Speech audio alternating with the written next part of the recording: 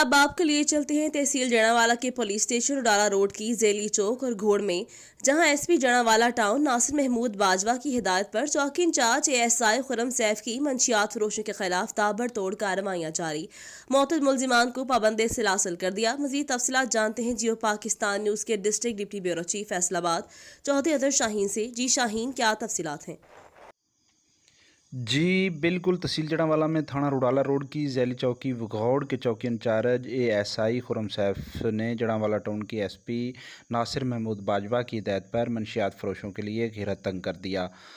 एक ही दिन में मुलज़म सदी आमद के कब्ज़ा से 1 किलो चर्स बरामद करके मुकदमा दर्ज कर दिया। मुलज़िम रहमत अली के कब्ज़ा से 240 ग्राम चर्स बरामद की, जबकि मुलज़म गुलजार के कब्ज़ा से 16 लीटर शराब बरामद करके मुलज़मान के खिलाफ 9C और 9B के मुकदमा दर्ज कर दिए। चौकी वघौड़ के हदूद में समाजी और सियासी हलकों ने एएसआई खुरम सैफ की कार्रवाई को सराहते हुए रुडाला रोड की पुलिस को खराज तहसीन पेश किया। जी।